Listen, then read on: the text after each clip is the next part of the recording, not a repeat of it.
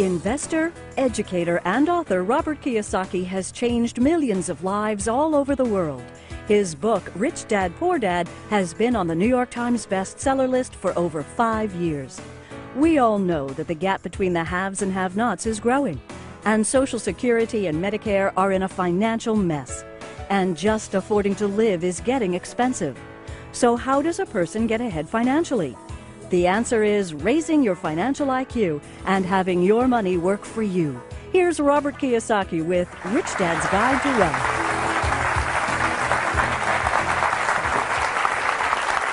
Thank you. You're very kind, thank you.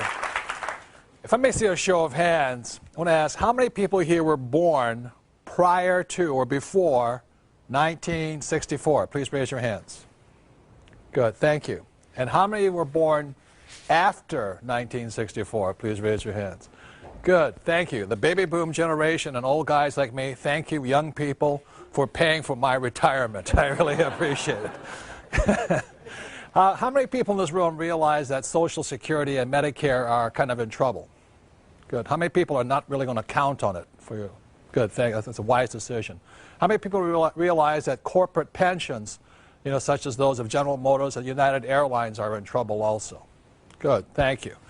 So I want to thank PBS, first of all, for having the courage to have me come on and present Rich Dad's Guide to Wealth, very simply because what you will find out, there are many people in the financial services industry that do not want me to tell you what I'm about to tell you tonight.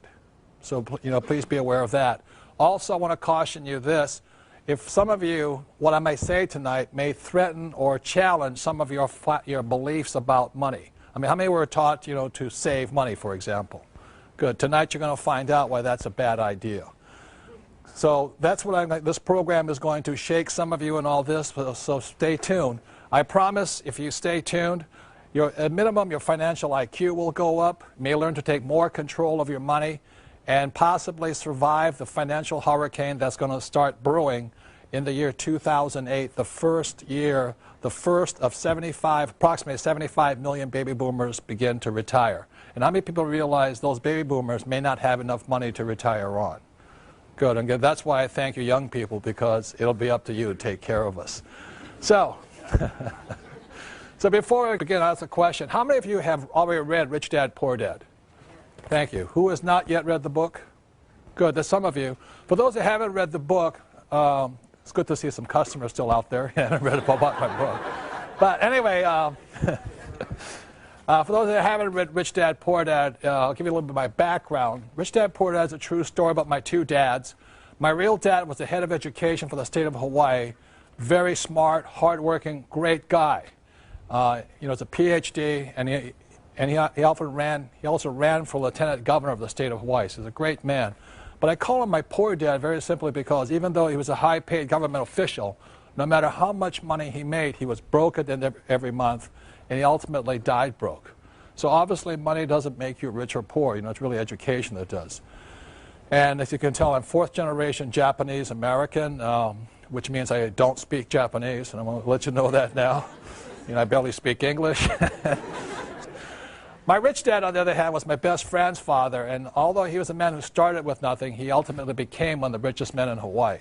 So when you look at the white sands and the blue waters and the tall palm trees and the hula girls and the tall hotels right on Waikiki Beach, my rich dad's family owned some of the land under those hotels.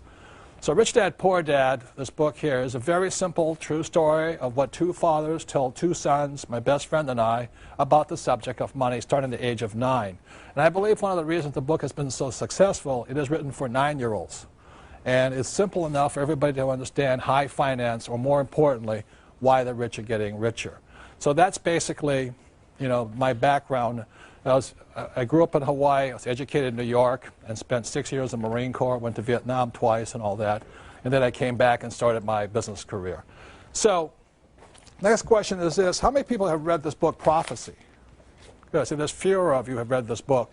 And while Rich Dad, Poor Dad is a popular book, I think this is a more important book. And the reason I think Prophecy is more important, it's about a very important year. And that year was 1974. And 1974 was a year that the U.S. swung from socialism to capitalism. A very important reason for 1974, it was when a program called ERISA came out, and ERISA stands for Employee Retirement Income Security Act, and when the government's worried about your security, you know you're in trouble. But also it led to a thing called the 401k back in the 1980s. And this is a very big change in the history of our world right now. So Prophecy came out in 2002. It was not a very popular book because it was writing about the failure of these things called 401ks and pension plans and the crash of Wall Street. So this was 2002, and then in 2005, Time magazine, just in October of 2005, came out with a front page cover saying the same thing I said here in Prophecy, that there has been a big ripoff of people's pensions. And Time magazine, 3 years later in 2005, says a great retirement ripoff. Millions of Americans who will retire with benefits are in for a nasty surprise. How corporations are picking people's pockets with the help of Congress. And that's been going on. That's why so many people are in trouble. And then one day later, the New York Times magazine came out saying the same thing Prophecy did. And it says, we regret to inform you that you no longer have a pension. And that's why USA Today came out with a statement that said, America's greatest fear is running out of money during retirement. And that's what this program is about, is why we have this problem right now and why so many people may be financially wiped out in the financial hurricane that's hitting us, and also hopefully what you can do about it so that you may be able to save your friends and family. Unfortunately, what I'm about to say tonight will not work for everybody. As you know, life is not fair, but at least you'll have an idea of what you might be able to do on this whole thing.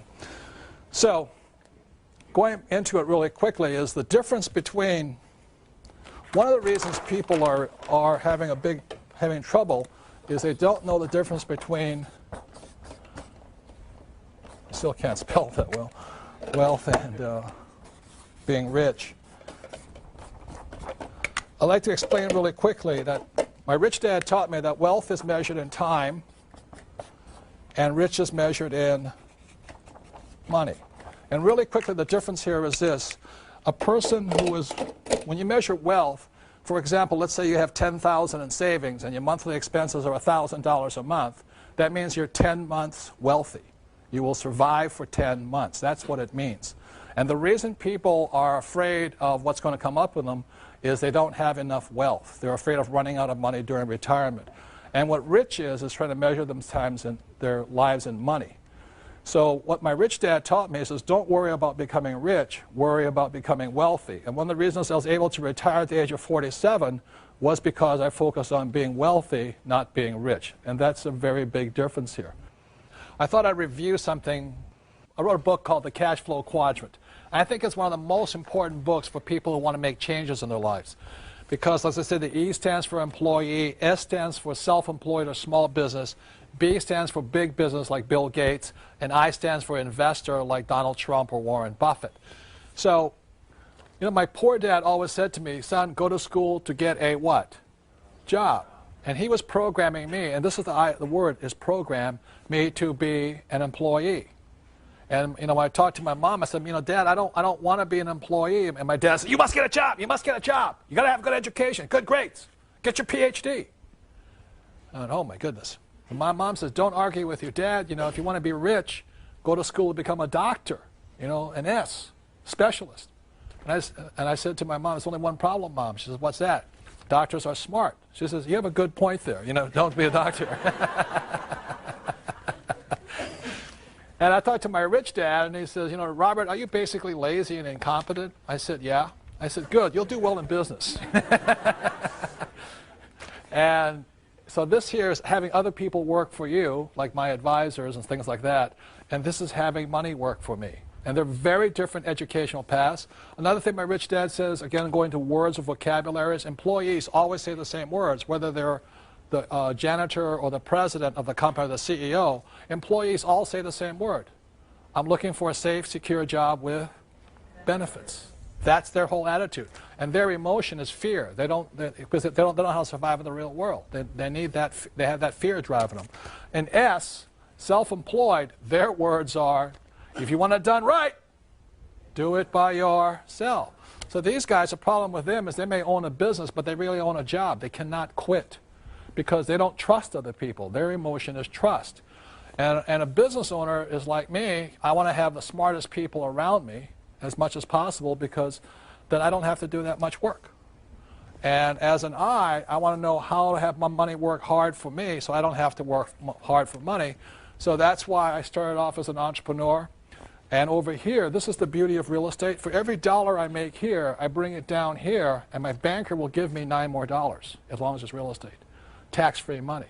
So I'm getting ahead faster and faster and faster, very simply because for every dollar I have here, my banker's giving me $8 or $9 to get ahead financially. Does that make sense to you guys here?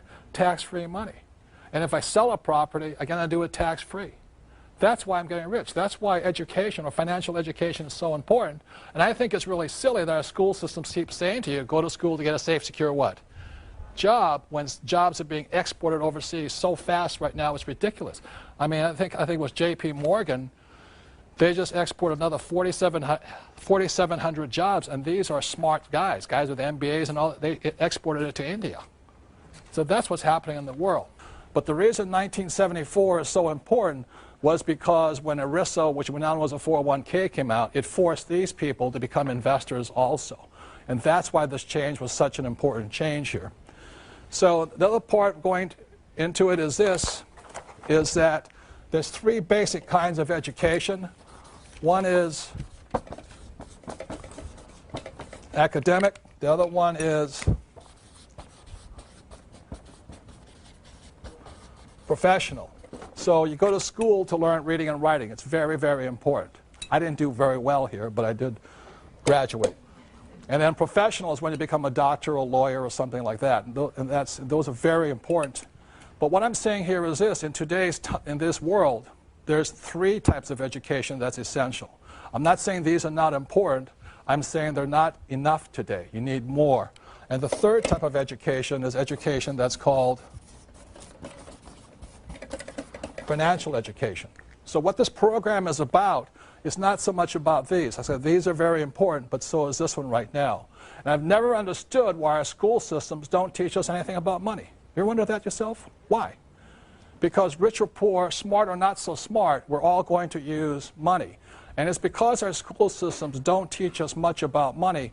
That's the reason so many people are having problems today financially. And so I'm not blaming Wall Street or people who are financial advisors. I'm blaming our education system for not keeping up with the changes in time. So what happens because we don't have much financial education at school, we actually learn it from our families. So what happens with poor people is, you can look on the screen over here on the plasma, the poor people tell their kids that the government's going to take care of you. You should count on Social Security, and you should count on Medicare and things like this. What the middle class tells their kids is that they should have a good education, get a good high-paying job, a house, and a pension. What they are passive investors. A passive investor is somebody who turns their money over to somebody they hope and pray is an expert. The poor are non-investors. So the difference between a passive investor and an active investor, and what the rich teach their kids, what my rich dad taught me, was that I should be an entrepreneur like Bill Gates or Oprah, and I should be an active investor like Warren Buffett or Donald Trump and things like this. So in this program, what you'll be learning about is the difference between active investors and passive investors. A passive investor is a person always going around saying, I have $25,000. I have $25,000. What should I do with it? And the first thing I say, if I were you, I would keep your mouth shut, you know. Because if you go around telling people you have $25,000 and you're a moron, somebody will tell you what to do with that money, and they're going to tell you, give it to them. Does that make sense, you guys here? So that's what this program is about, is so that at least you can tell the difference between a good financial advisor and a bad one. Because if you don't know what you do with your money, somebody else does. So when we come back, I'll be teaching more about financial education and the secret words that can change your life. Thank you.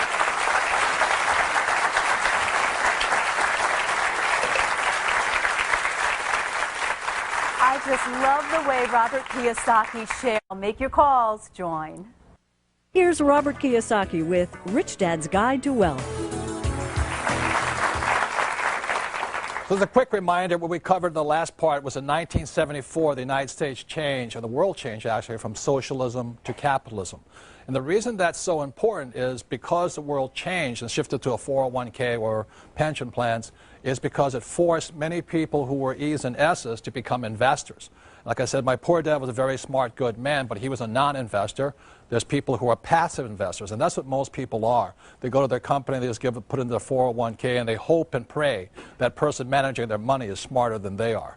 And the third type is the active investor. Now, if you're going to be an active investor, then you have to have financial education. And one of the keys to financial education, a lot of people say, well, it takes money to make money. How many people have ever heard that statement?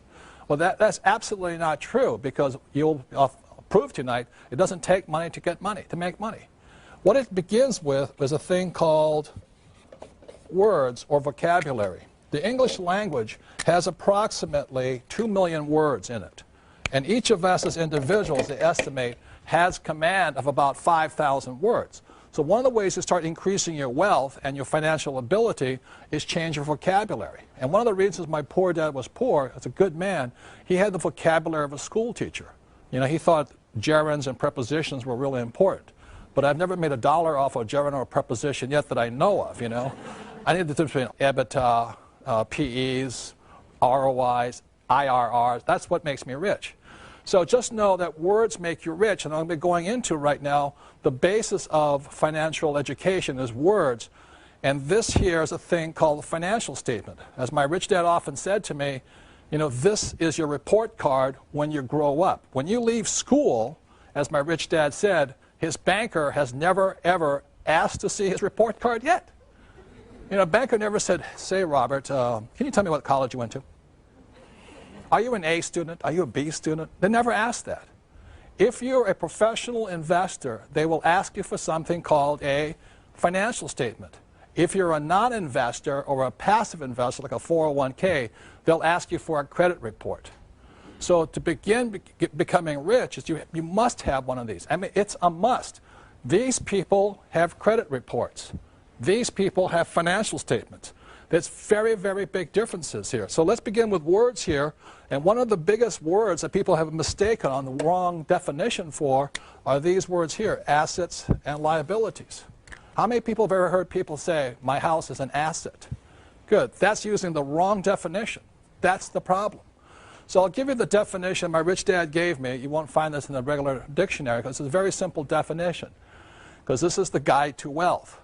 A definition of an asset is something that puts money in your pocket whether you work or not. That's very simply it. Okay? So when you look at this financial statement, this is income statement and balance sheet, and there's one more form that I'm not an accountant, but basic accountancy requires. It's called the statement of cash flow. And what that shows you here is this. Assets are putting money in your pocket. So for example, I have a house, and every month, let's say I collect $100 from after paying all my expenses, the house is an asset.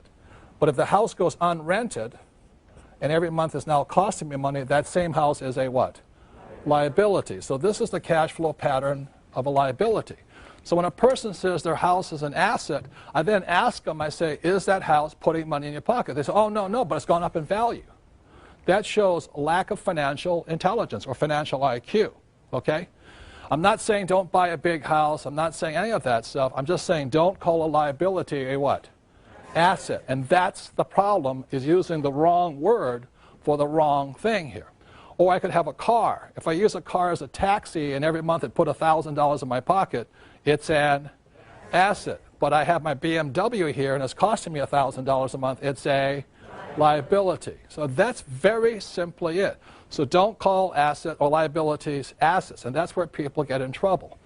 The next thing, like I said, my banker has never asked me for my report card yet, and my banker, if I'm going to borrow a lot of money from them, they want to see my financials. And what a banker is looking for is your financial IQ. They don't care how your academic IQ. They want to see how smart you are with money. And it's not that I wear nice clothes and have a nice watch and have a nice house and a nice car. A banker doesn't care, because how many people know people who are looking good but are flat broke? You know what I'm talking about here? So, and that's the big problem here. So when a banker looks at this thing, the banker is looking again at cash flow. So when a banker looks at this, let's say the person has a job, the money comes in and the money goes out. They look at that, that's a cash flow pattern of a poor person. If they don't change their pattern, they'll be poor. It is not how much money you make. It is how much money you spend is the issue here. For example, I have a doctor friend. He makes about $400,000 a year. He's very proud. He has no debts. He's one of those people that think that debt's bad, and that's really moronic. But anyway. So, but he makes $400,000 and he spends $400,000. So even though he makes a lot of money, he has a cash flow pattern of a what? Poor person. What the middle class generally tend to do is the first thing they want to do is have a big house, and they have a thing called a mortgage. And the definition of mortgage comes from the French word mortier, which means death. That's what it means, So what happens? They have a mortgage, got the nice BMW or Mercedes, so they're looking good, but going broke, So when the banker, they come in with their nice suits and all this, the banker looks at it and goes, I can see your cash flow pattern is this. And this is the cash flow pattern of the middle class. It's working hard and going broke. They never get ahead. They buy big houses, they do home equity loans, and they think they're Donald Trump with real estate investors. All they got is a big house they're in debt to. A lot of people use their house as an ATM machine. Every time it goes up in value, they borrow the money out.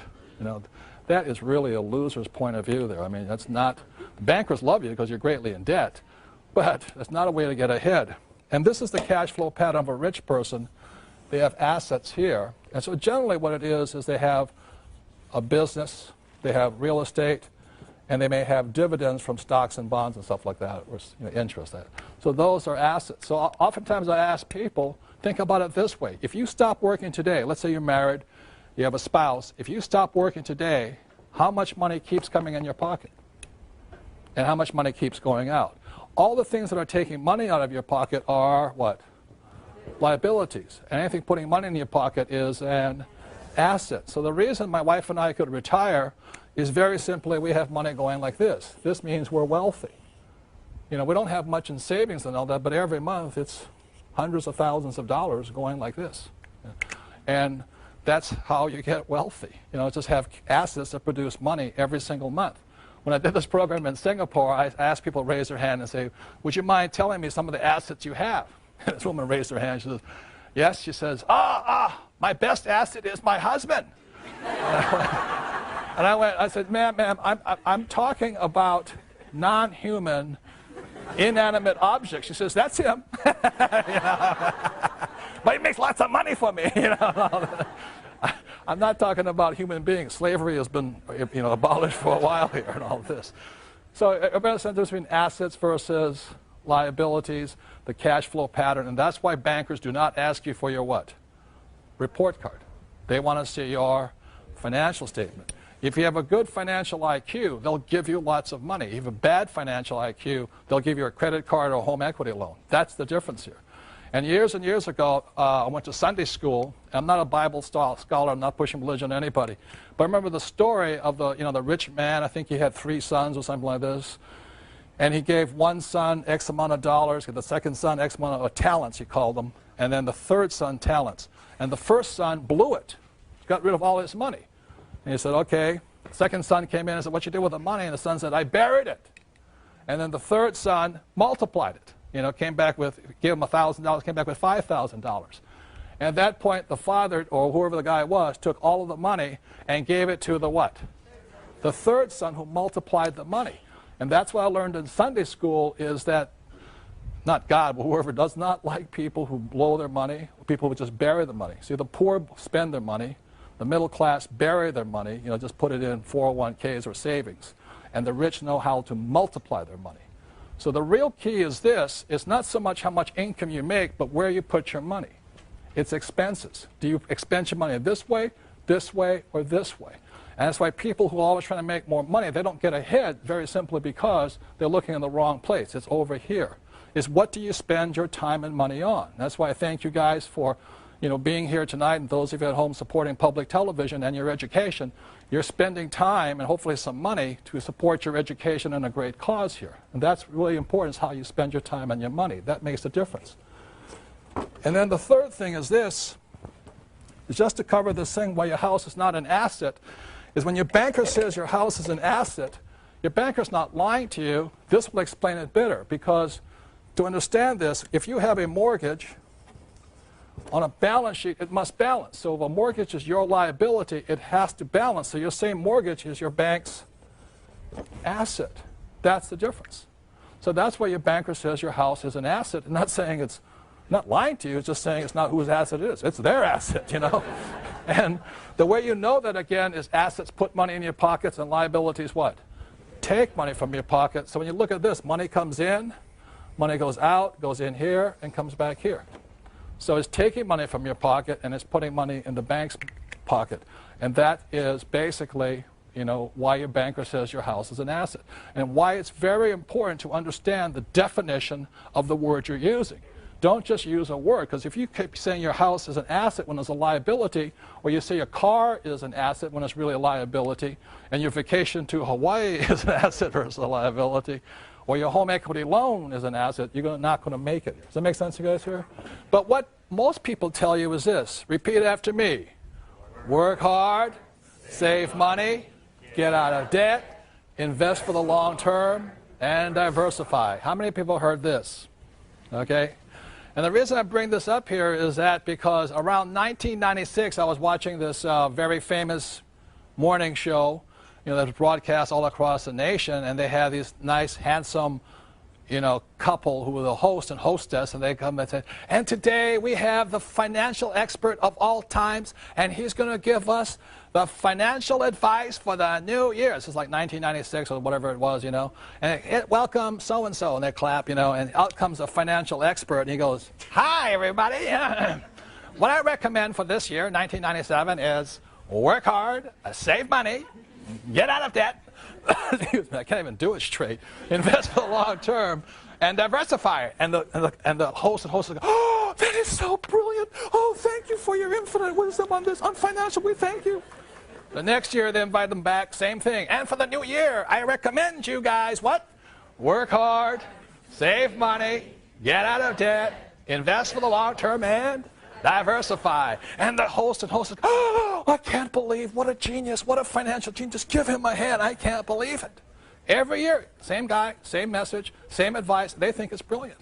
Then after 2000, the stock market started to crash. And they bring the same expert on, and he comes on, and what does he say? What I recommend is work hard, save money, get out of debt, invest for the long term, and diversify. And the market kept crashing. And he kept giving the same advice. And this is what I want to say about that advice. Between the year 2000 and 2004, millions of small investors lost an estimated $7 to $9 trillion. At the same time, Wall Street paid some of its biggest bonuses out. And this is the advice they were giving people here. I want to say to you, this advice used to work. It doesn't work today. I'm not saying it's bad advice. I'm just saying it used to work. After 1974, it started to change. And what I'm going to be going into is how that change came about and why people are getting in trouble following this advice, especially this one here. Because you're going to find out the most risky of all investments are savings, stocks, bonds, and mutual funds. They are the riskiest of all investments. But most people think they're safe. And that's what you'll find out, and that's why I thank public television for allowing me to say what I'm going to say, because there's many people, as I said, and organizations who do not want me to tell you what I'm about to tell you, and all the little people they hire who are financial experts, but they're not really financial experts. Do you realize most of financial experts are not I's, they're really E's and S's. They're salespeople. And I'll be going into some of those differences. Okay?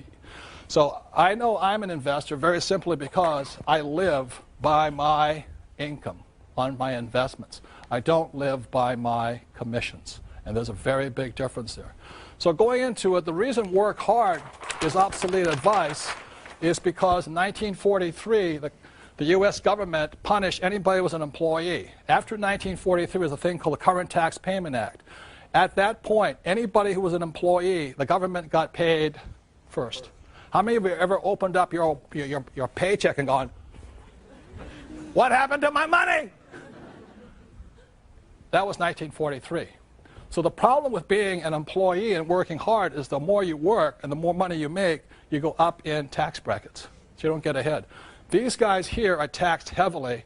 These guys have all the tax loopholes. That's why I can make a lot of money and pay zero taxes legally. The difference is I'm on this side here, but our school system teaches us to be this side.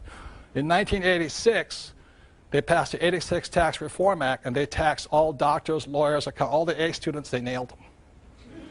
And so, well, the attorneys I don't mind, but anyway. But what happened here is this, is that guys like me, you know, the C students, we can make more money and pay less taxes than the A students, which proves there's a God somewhere. The next thing is save money. The reason save money is an obsolete idea is because in 1971, a man named President Nixon took us off what's called the gold standard or the Bretton Woods Agreement. And at that point, what happened in 1971, money turned into a currency. So what you started to save after 1971 was not money but a currency. And the problem with a currency is the government can print it faster than you can save it. And the other thing about this, if you understand economics, especially Keynesian economics, is that when you look at a dollar, a currency, let's say this is $1 and this is 40 years here, a currency is designed to go down to 5 cents over 40 years. A currency is designed to lose money so the government can keep running up debt. That's the reason. So they can print it faster than you can save it. That's the big problem with it. The next thing is this. If you look at the real stats, is this. And that's the reason I don't save money. If you look at this in the last few years, like I said, 1995 to 2005, what's happened is the dollar has gone this way, and the way you know how much is lost is gold went from $250 up to $500 in the same time. That means your dollar lost 50%. It lost 50% of its buying power. And the banks are paying you 1% interest. Tell me that's smart to save money. That's why the debtors started to win, because what was happening is this was going up and all this. And the reason this happens is for one very big, well, this is not the only thing. It's not just gold, because I can hear the economists going, he doesn't know what he's talking about. Well, I'm not saying I'm an economist. I'm saying just look at the price of gold. It takes twice as many dollars to buy the same amount today.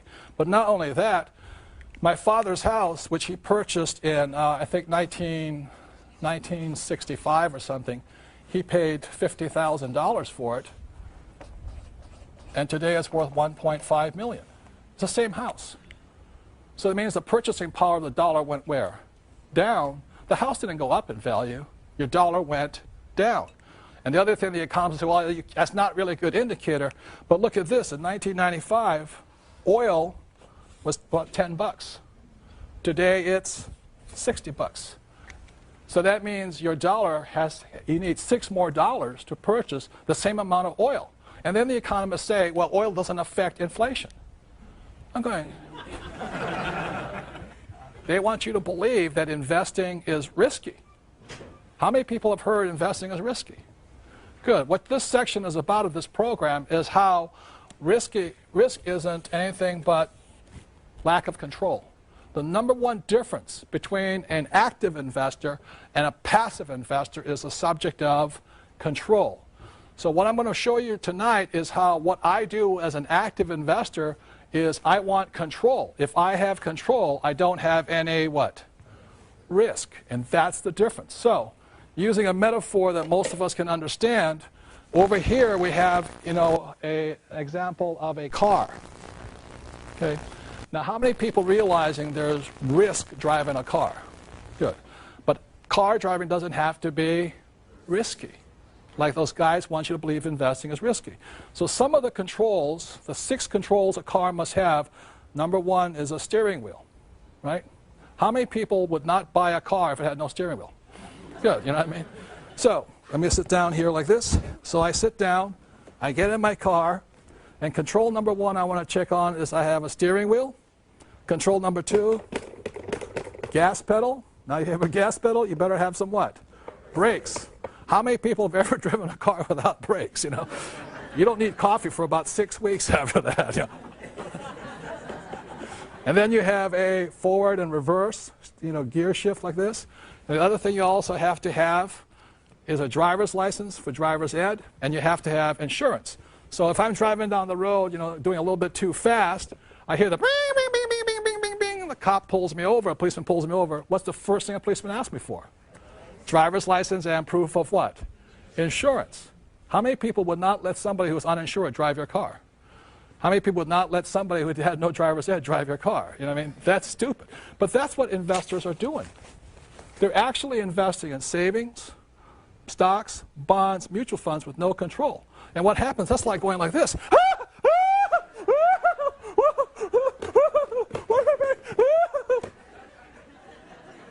And that's why they think it's risky. Now, this is the worst part. Guess who else has no control? Your financial advisor. Your financial advisor. Diversify, diversify, diversify. Or what they do is this, is they go, I predict that, I predict this, I predict that. That's the kind of financial advice most people are getting. That's risky. That's not what I do. I want control. So, let me help you get out of this wreck right now. So when I'm as an investor, I want 6 controls too. If a car has 6 controls, I want 6 controls as an investor. Control number 1, you look on the screen over here, is I want control of my income. Control number 2, expenses. 3 is asset value. 4 is liability. 5 is I want financial education or management. And 6 is I want insurance. Those are the 6 controls I want as an active investor. So when we come back, what I'm going to talk about is one of the ways to get rich is find that native genius that's well inside each and every one of us. And that's what the next section is about. Thank you very much.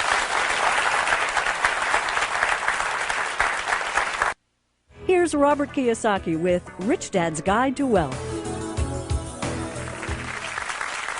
I'm going to get into a thing my rich dad talked about. It's called the game of money. And the reason we say it is a game is very simply because of this. And some of you may not be sports fans, but I love sports.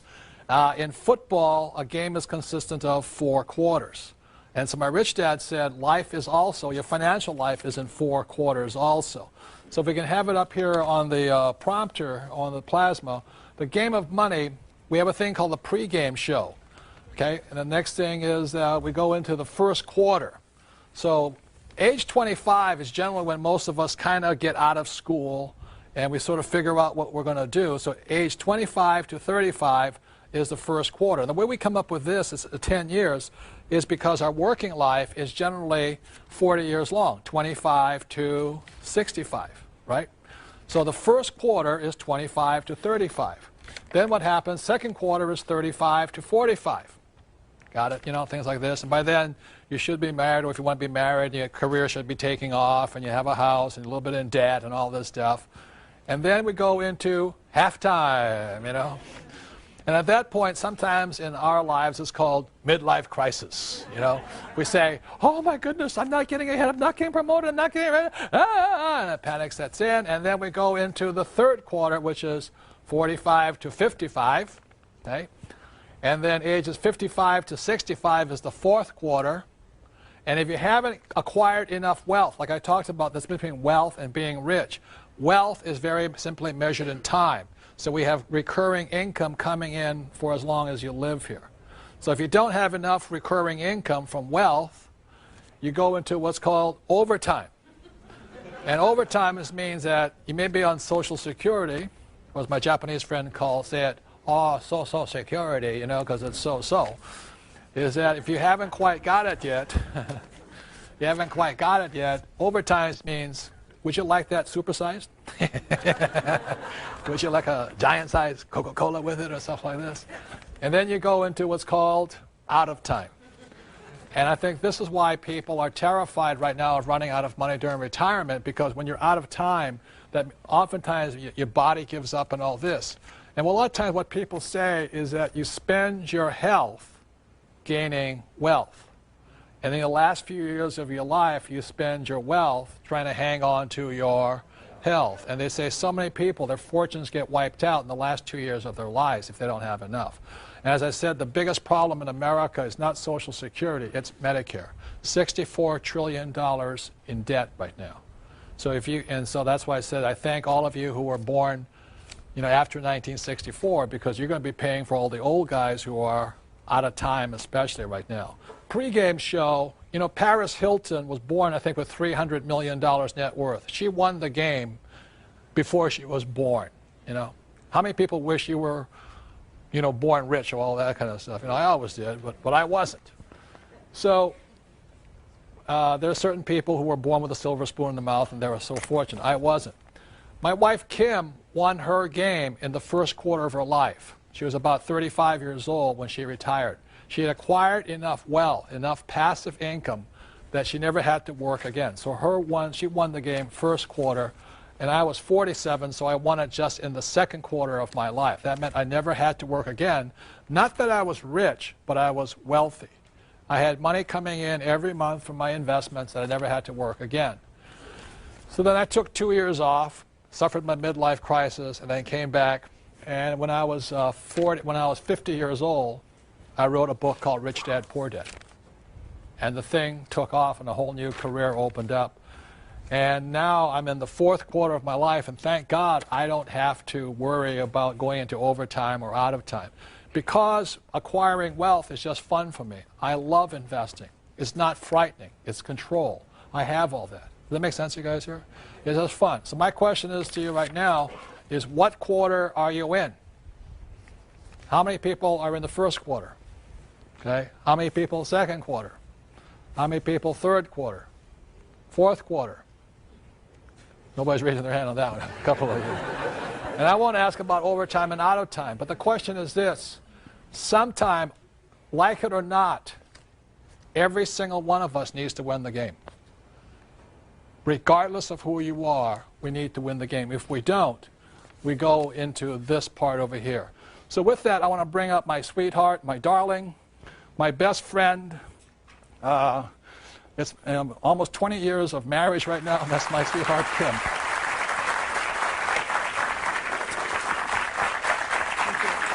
Kim has her own corporations. I have my own corporations. If we ever split, she's completely independent. She has control of her own life. Does that make sense, you guys here?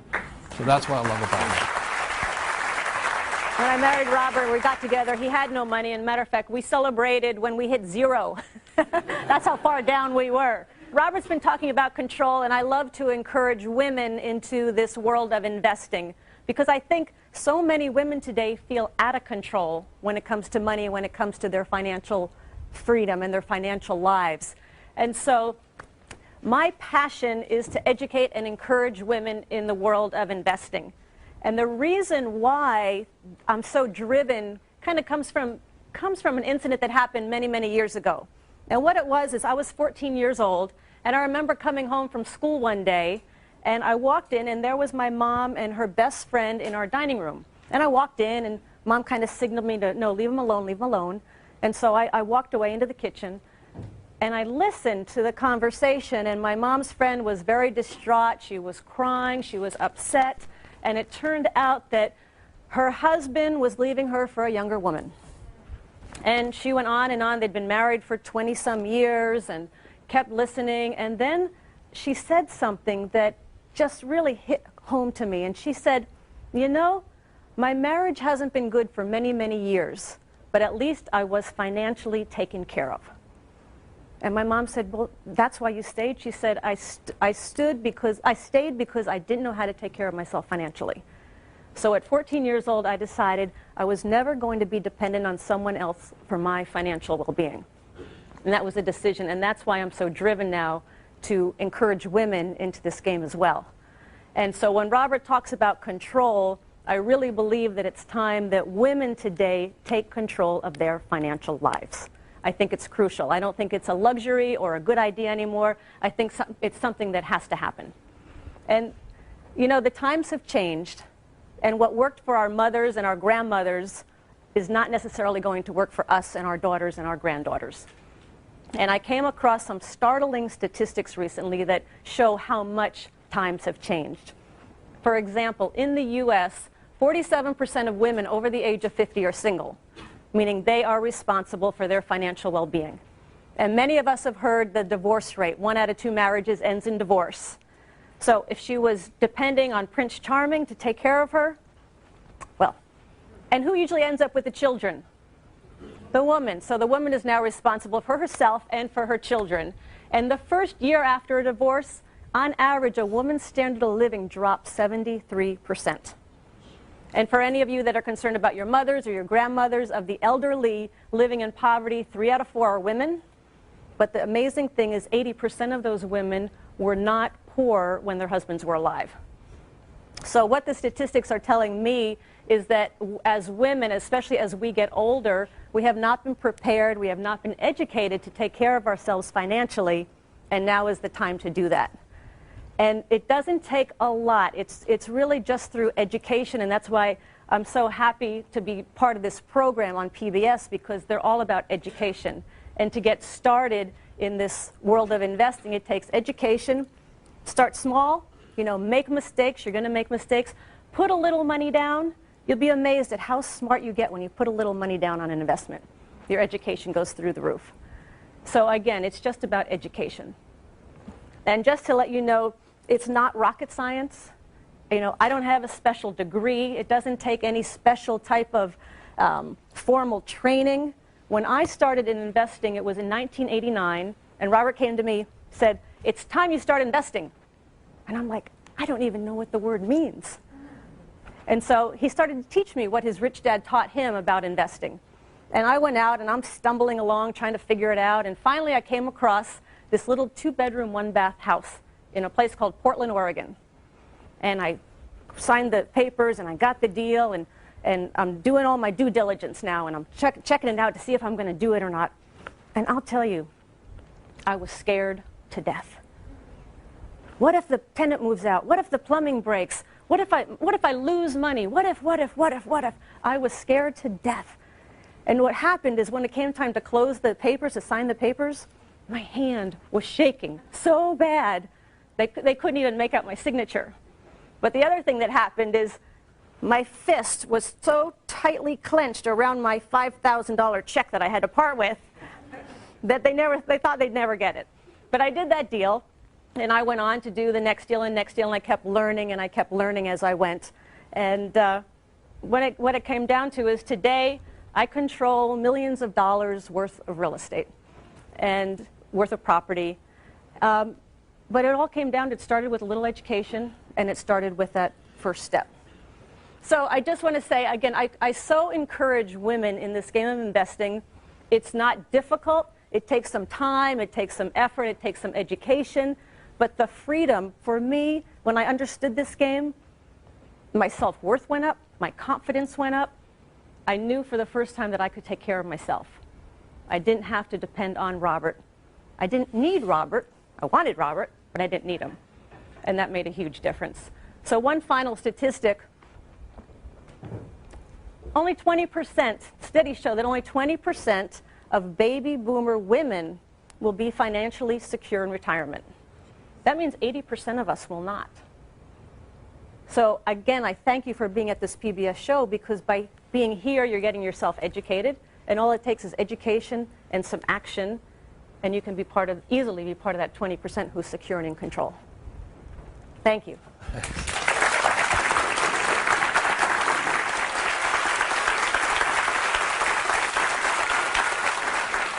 The last thing I want to talk about here is this, is that I realized as I studied education, it came across, I started studying education at a later time when I was about 38 years old, and I realized that each and every one of us was a genius, except in school.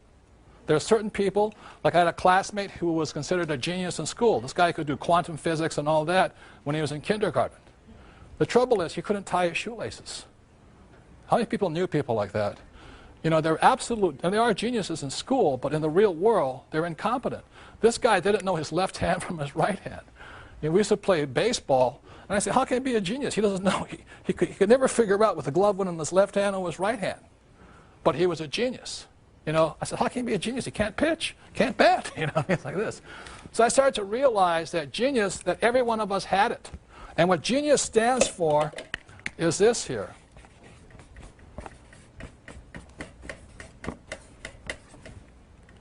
The genie, the magic. And so what I say to this is this. You know, God created every animal on earth, every species, to have a special advantage. For instance, birds can fly, cheetahs run fast, and cockroaches, you can't kill them. You know? So if animals have special advantages, so does each and every one of us. For example, Tiger Woods is a genius in the environment called the golf course. Tiger Woods would not be a genius as a jockey. And he's just too big. I would definitely not be a jockey, you know what I mean, like this? And you look at Mick Jagger. He went to school to be an accountant, but he became a billionaire as a Rolling Stone. The thing I want to leave you with tonight, ladies and gentlemen, is have the courage to find that environment, like Tiger Woods on the golf course, Mick Jagger as a Rolling Stone, Oprah in front of television. Find that spot where your genius comes out. That's what intelligence is. My genius was crushed in school. I was labeled stupid and dyslexic and no attention and jumping around all the time. Also, my genius did not come out in the corporate world. I do not like being told what to do and kissing, you know what, to get the corporate ladder. I do not do that stuff well. I do well on the streets. Does that make sense, you guys here? That's where my genius came out.